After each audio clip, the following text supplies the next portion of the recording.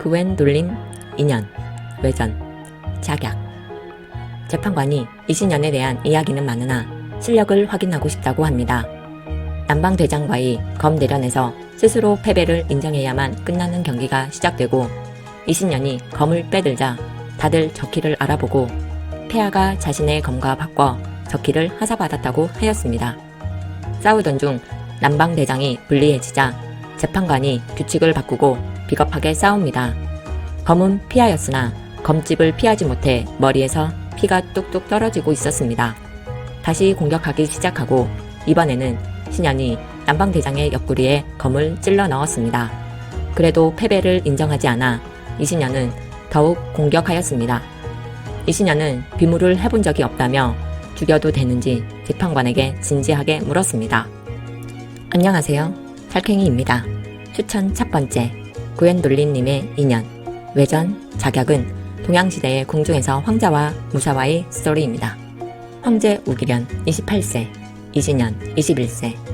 신현은 집으로 돌아갔으나 아버지 무열 장군이 문 밖으로 던져버리며 나가버리라고 고함을 지르자 돌아서서 바로 가버렸습니다.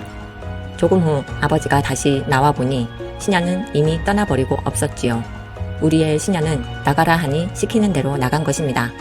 그리고는 현재 궁에서 살고 있습니다. 이번 직책은 중앙치안소 사방대장을 맡게 되고 전부 귀족들만 있는 곳인데 부관으로 평민인 소승서를 데리고 갑니다.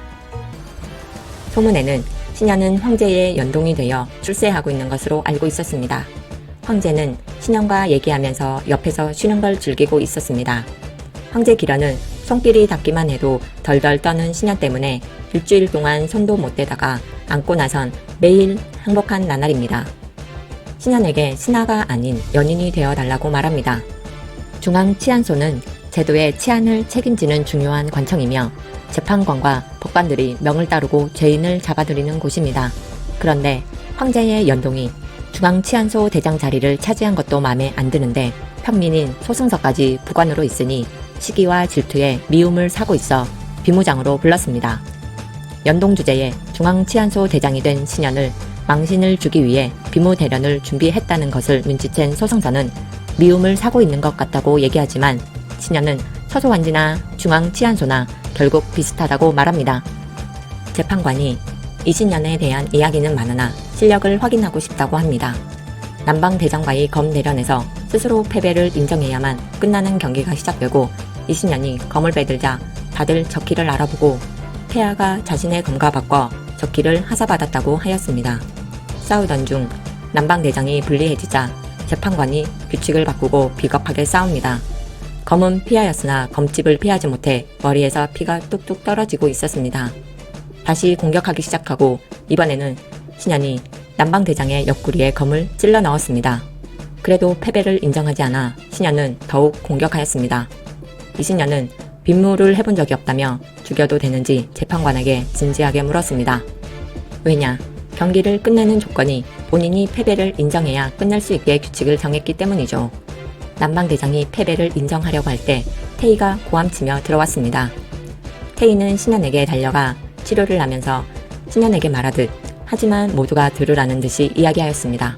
물론 눈치 없는 이신현은 자신에게 하는 얘기로 알아듣고 자신이 다치면 황제가 걱정한다는 것을 이제야 생각이 났습니다.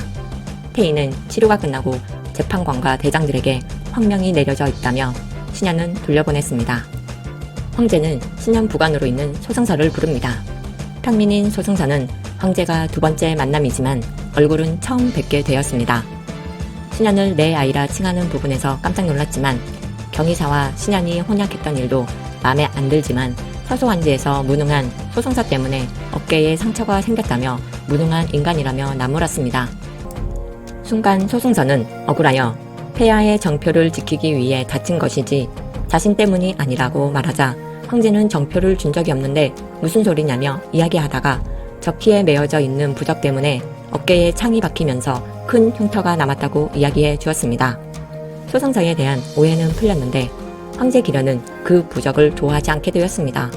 기련이 생각하기에는 이 부적을 목에 건 다음부터 내내 다쳤기 때문이죠. 중앙치안소에선 도적대가 나타나 정신이 없는 상태였습니다. 예부상서의 딸을 인질로 데려가는 바람에 범인 잡기가 복잡해졌습니다. 다들 아이가 죽더라도 도적대를 섬멸하라고 하자 이신녀는 예부 상사의 딸만 구축할 계획을 세웠습니다.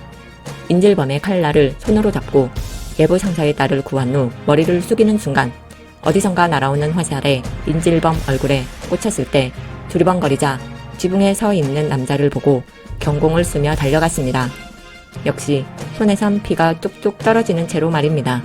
또 둘만의 세상이 되었네요. 우도독은 무열 장군이 아들을 황제 연동으로 바치고 도독으로 올라서자 배가 아파 자신의 조카를 첩으로 바쳤습니다. 소장전은 황제의 새 연동이 친전에 머무르면서 황제가 종종 찾아가 즐긴다는 소문을 들었습니다. 며칠 후 소년의 몸에 학대받은 자국이 가득한 채 시체가 되어 황궁을 나갔다는 소식을 들었는데 이신녀는 새 연동에 대한 것도 모르는 눈치인데다가 사람들은 이신년이 가엾다고 수군거리고 있었습니다. 소장사는 신년에게 황제와의 관계를 물어보니 둘 사이는 좋은 정도가 아니라 매일매일 행복해 보였습니다. 옛날에 입었던 연녹색 무의를 그대로 만들어 놓고 여화물을 화검을 들고 출하합니다. 기련은 연녹색 무의를 입은 13 소녀에게 반했다고 고백합니다. 신녀는 5살에 기련을 보고 그때부터 좋아했었다며 고백합니다. 어릴 때 신녀는 또 놀러와도 되는지 묻고는 스스로 놀러온 적이 없으며 금의 병영으로 가거나 사모한다 말해놓고선 서소원지로 떠났을 때 기련은 분노할 지경이었는데 5살 때부터 좋아했다고 합니다.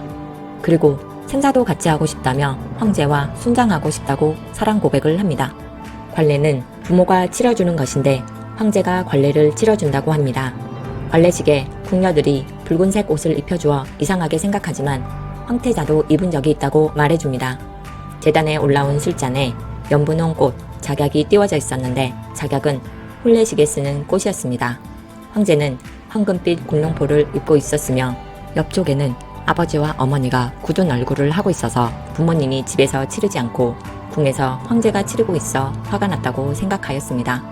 황제는 신년에게 작약을 띄운 술을 내밀었습니다. 정체 모를 술을 단숨에 마시곤 신년이 웃자 기련도 함께 웃었습니다. 이상 살쾡이었습니다.